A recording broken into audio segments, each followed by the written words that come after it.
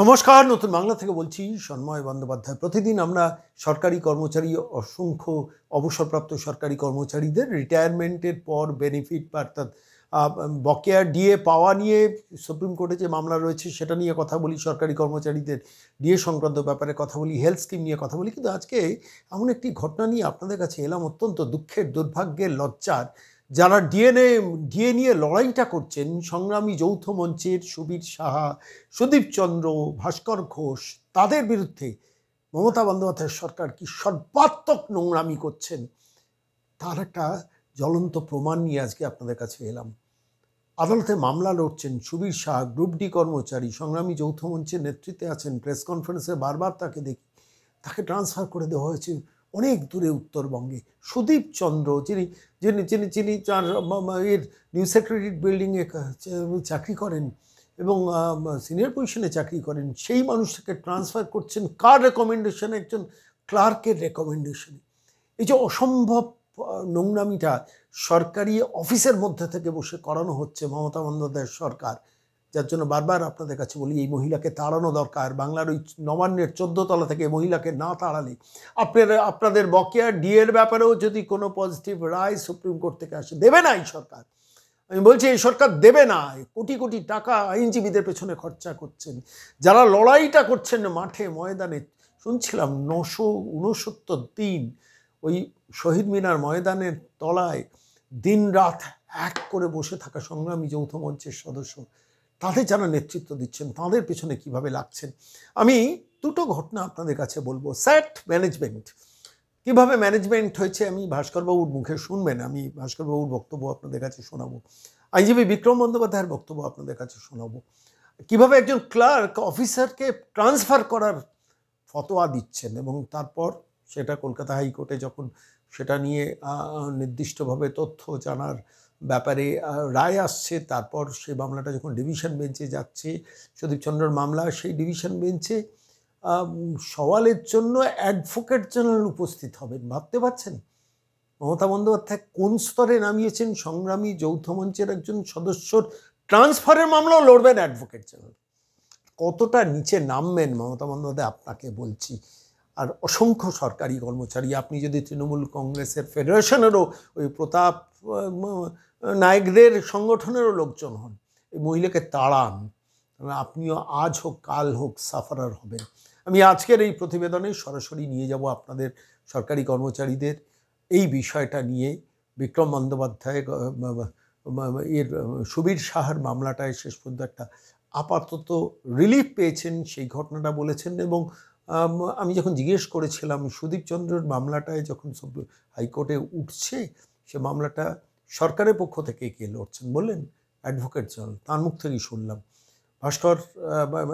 ভাস্করবাবুর বক্তব্য পরে শোনাবো। আগে আইনজীবী বিক্রম বন্দ্যোপাধ্যায় এই বিষয় নিয়ে আমাদের কি ব্রিফ করলেন শুনুন, এবং তারপর সংগ্রামী যৌথ মঞ্চের আহ্বায়ক ভাস্করবাবুকেও আমি এই একই বিষয় নিয়ে প্রশ্নে গিয়েছিলাম। একজন সরকারি কর্মচারী যারা ডিএ নিয়ে মামলার লড়াইটা করছেন, যারা অসংখ্য কন্ট্রাকচুয়াল কর্মীদের নিয়ে লড়াই করছেন, যারা অপূর্ণ পদগুলো নিয়ে লড়াই করছেন, যারা 969 দিন ধরে রোদ বৃষ্টি উপেক্ষা করে সমস্ত রাতের অন্ধকারেও ওই শহীদ মিনার ময়দানে বসে রয়েছেন, সেই মানুষগুলোর পেছনে কিভাবে আক্রমণাত্মক একটা ভূমিকা মমতা সরকার নিয়েছেন।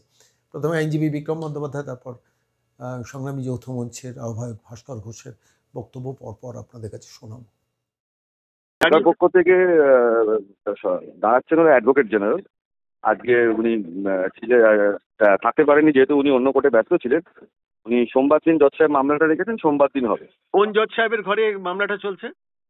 4 নম্বর কোর্ট, মধুরেশ প্রসাদের নেতৃত্বাধীন ডিভিশন বেঞ্চ। আর সেইখানে অ্যাডভোকেট জেনারেল থাকতে পারেননি বলে সোমবার, অর্থাৎ অ্যাডভোকেট জেনারেল একজন সরকারি কর্মচারী ট্রান্সফার সংক্রান্ত মামলাতেও দাঁড়িয়ে যাচ্ছেন। এটা হচ্ছে সিনপসিস আমার কাছে মনে হয়েছে।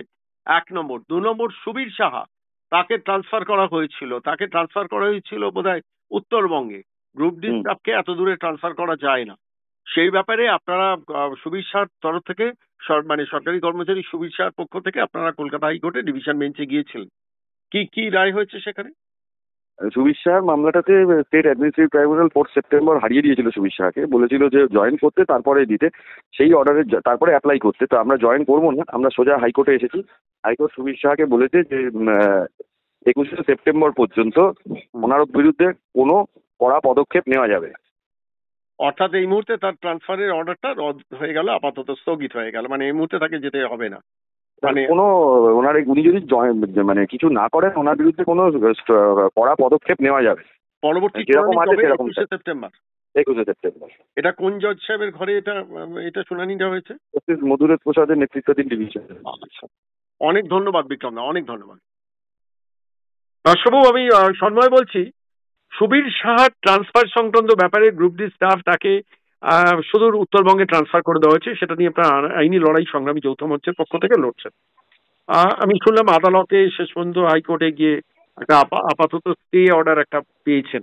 বিষয় একটু বলবেন? মানে আমি বিক্রমবাবুর সঙ্গে কথা বলেছি আপনার সঙ্গে, ওই জন্য বলছি যে আপনারা যেহেতু লড়াইটা লড়ছেন, কিভাবে লড়ছেন একটু যদি বলেন। আসলে এই মানে এটা তো টার্গেটটা তো আমরা দীর্ঘদিন থেকেই আছি এই জায়গাতে। এবার সুবীর সাহার এদের প্রতি যে মানে আক্রমণটা শুরু হলো, তার আগে পর্যন্ত আমার প্রতি আক্রমণটা এসছে এবং আমি সামলেছি সেটাকে। সাংঘাতিক অত্যাচার হয়েছে। এরপর আমাদের আশেপাশের যারা মানুষজন আছেন, আমাদের অন্যান্য নেতৃত্ব, তাদের উপর আক্রমণটা আসতে শুরু করলো। গত বছর আমরা যখন ওই আরজিকর কাণ্ড নিয়ে নবান্ন অভিযানের ডাক দিলাম এবং সেখানে একটা বড় সড়ো ছিল, তারপর থেকে সুবীর সাহাও ছিল সেখানে, সুদীপ চন্দ্র ছিল সেখানে, শ্রীবাস তেওয়ারি ছিল, একদম লিডিং ফ্রন্টে আর কি। তারপরে পরেই ওই ঘটনা ঘটার 3 দিনের মধ্যেই সুবীর সাহা ট্রান্সফার অর্ডার এলো। সুবীর শাহ একজন গ্রুপ ডি কর্মচারী এবং সেটার একটা ইতিহাস আছে। সেটা হচ্ছে যে সুবীর শাহ দীর্ঘদিন যেহেতু কর্মচারী ইউনিয়ন মানে ট্রেড ইউনিয়নের সাথে যুক্ত, সেই কারণের জন্য ভিন্ডিকটিভ হয়েছে তাকে ট্রান্সফার মানে পদোন্নতি করা হয়নি। তার না হলে তার 23 বছরের সার্ভিস তার গ্রুপ ডিতে পড়ে থাকার কথা নয়। এবার গ্রুপ ডি কর্মচারীদের ক্ষেত্রে সরকারের একটা আছে, নীতি আছে যে তাদেরকে এমন জায়গাতে ট্রান্সফার করতেই পারে, কিন্তু ট্রান্সফারটা এমন জায়গায় করতে হবে যেখানে কমিউটেবল ডিস্টেন্সের মধ্যে হয়। এটা কিন্তু পড়েনি, তাকে দিয়েছে সুখিয়া প্রকৃতি, যেখান থেকে কমিউটেবল ডিস্টেন্স অনুমতি হতে পারে না। এটাকে আমরা স্বাভাবিকভাবে চ্যালেঞ্জ করেছিলাম এবং চ্যালেঞ্জ করে আটকানো হয়েছিল। তারপরে সেটাকে স্যাটে যায়। এবার স্যাটের বিচারপতি এমনই যে পক্ষপাত দুষ্ট আর কি, এখন উনি রিটায়ার করেছেন। প্রথম কথা হচ্ছে স্যাটের যে অর্ডারগুলো সেগুলো মেনটেনেবলই নয়। তার কারণ হচ্ছে যে সেখানে কোনো জুডিশিয়ারি কোনো জাজ নেই থাকার কথা, একজন আমলাকে বসিয়ে রেখেছে সরকার, সেখানে করছে। সেটাকে নিয়ে হাইকোর্টে কেস হয়েছে। এবার সেটাকে নিয়ে প্রথমে হাইকোর্টে এলো, সেখান থেকে আবার সেখান থেকে স্যাটে ফেরত পাঠালো এবং উনি কয়েক মাস আগেই একটা রায় দিয়েছিলেন যে গ্রুপ ডি স্টাফকে তার জেলার মধ্যে রাখতে হবে, 250 কিলোমিটার দূরে তাকে পোস্টিং দেওয়া হয়েছিল। সেই পোস্টিং অর্ডার তিনি ক্যান্সেল করেছিলেন এবং দপ্তরকে ভর্ৎসনা করেছিলেন। আমরা সেই রায়টাকে দেওয়ার পরেও তিনি যাওয়ার আগের দিন রায় দিয়ে গেলেন যে না, সুবীর সাহাকে ওখানে গিয়ে জয়েন করতে হবে। তারপর আমরা হাইকোর্ট আজকে সেটাকে চ্যালেঞ্জ করি এবং আলটিমেটলি সেটা আপাতত স্টে হয়েছে। আমরা আশা করি যে এই মামলাটা জিতবো এবং একই লড়াই সুদীপ চন্দ্রের সাথেও চলছে। তাকে দেওয়া হয়েছে আলিপুরদুয়ারে, প্রায় ভুটান সীমান্তে। সেটাকেও আমরা চ্যালেঞ্জ করেছি এবং সেটা গ্রাউন্ড জয় হয়েছে। তারপর আবার সেটাকে হাইকোর্টের ডিভিশন বেঞ্চ এসে লাস্টের দিনে ওই একই কাজ করেছেন সুদীপ চন্দ্রের ক্ষেত্রে, যে জয়েন করতে হবে তাকে। অথচ সুদীপ চন্দ্রের যে ট্রান্সফারটা হয়েছে সেখানে তৃণমূলের মানে ফেডারেশনের চিঠিতে সুপারিশ করা হয়েছে যে সুদীপ চন্দ্রকে ওখানে দিতে হবে এবং সেই চিঠিতেই ওখানকার এমএসএমই ডিরেক্টর তিনি পাঠাচ্ছেন, মানে নোট পাঠাচ্ছেন যে হ্যাঁ এই অনুযায়ী কাজ করা হোক। তার থেকেও মজার যে সুদীপ চন্দ্র একজন আইডিও অফিসার, ইন্ডাস্ট্রিয়াল ডেভেলপমেন্ট অফিসার। তিনি বাইরে কাজ করে এসেছেন এবং তাদের দপ্তরের নিয়ম হচ্ছে যে কেউ জেলা থেকে প্রথমে ব্লকে কাজ করবে, ব্লক থেকে জেলাতে হবে, জেলা থেকে সদর দপ্তরে যখন আসবে তখন তাকে আর ওখান থেকে যেতে হবে না। সুদীপ চন্দ্রের ক্ষেত্রে এই ব্যতিক্রম ঘটানো হয়েছে। শুধু এই ব্যতিক্রম ঘটানোই নয়, আরও মজার যে তাকে ট্রান্সফার করার জন্য একটা কমিটি করেছে, সেই কমিটিতে রিপ্রেজেন্ট করছে কে তার থেকে নিচের পদে থাকা একজন তৃণমূলের নেতা, সম্ভবত হ্যাঁ স্বর্ণকার। তা তিনি সেই কমিটিতে থাকছেন, তিনি একজন ক্লারিক্যাল পোস্টে চাকরি করেন। মানে এই সরকারটা এমন জায়গাতেই গেছে যে একজন অফিসারকে ট্রান্সফারের সুপারিশ করছে কেন একজন ক্লার্ক, মানে ওই কমিটিটাও বৈধ নয়। এরকম জায়গাতে চলছে, আমাদের লড়াই করতে হচ্ছে। লড়াইটা সুদীপও দিচ্ছে, সংগ্রামী যৌথ মঞ্চও দিচ্ছে। কিন্তু আমি সিরিজটা সাজাচ্ছিলাম যে প্রথমে ভাস্করবাবু আপনার উপর চূড়ান্ত নোংরামির আক্রমণ হয়েছে, আমরা জানি সেটা নিয়ে, কিন্তু পরবর্তীকালে সেটা সুবীর সাহার ওপর এলো, তারপর সুদীপ চন্দ্রের ওপর এলো। কোনো একটা জায়গায় কি মনে হচ্ছে মানে একটা সরকারের মানে সরকারটা যাওয়া দরকার খুব দ্রুত, অন্তত সরকারি কর্মচারীদের স্বার্থে। টাকা তো মারছে, ডিএ তো মারছে, ডিএর বকেয়াটা মারছে, অসংখ্য কন্ট্রাকচুয়াল পদ, অসংখ্য অপূর্ণ পদ। পাশাপাশি সরকারি চাকরি কর্মরত যারা চাকরি করছেন তাদের ওপর যে অবিচার অত্যাচারটা হচ্ছে, একটা প্রতারক সরকার হাইস্ট লেভেলে চলে গেছে, পৌঁছে গেছে। সমস্ত সরকারি কর্মচারীদের কাছে কি মেসেজ দেবেন যারা এখনো চাকরি করছেন? আমি অবসরপ্রাপ্ত কর্মচারীদের কাছে একটা মেসেজ দিই যে এই সরকারকে তাড়ানো দরকার। আর বর্তমান সরকারি কর্মচারীদের কাছে কি মানে বার্তা দেবেন আপনি একটু যদি বলেন? দেখুন, আমরা দলীয় রাজনীতির বৃত্তে আমরা নেই, দলীয় রাজনীতির বৃত্তের বাইরে আমরা অবস্থান করে লড়াইটা চালিয়ে যাচ্ছি, কিন্তু আমাদের দৃষ্টিভঙ্গিটা খুব পরিষ্কার। সেটা হলো এই সরকারের অপকীর্তির হাত থেকে রাজ্যটাকে না বাঁচাতে পারলে আমাদের নিজেদের অস্তিত্বও যেমন থাকবে না, রাজ্যটারই অস্তিত্ব বিপন্ন জায়গাতে চলে গেছে। সুতরাং এখন একে তাড়ানো প্রয়োজন, আগে একে তাড়ানো হোক, বিদায় হোক, তারপরে যে আসবে সেও যদি এই একই অপকর্ম করে তখন তার বিরুদ্ধেও সংগ্রামী যৌথ মঞ্চের নেতৃত্বে কর্মচারীদের ডাক দেবো যে তার বিরুদ্ধে লড়তে হবে।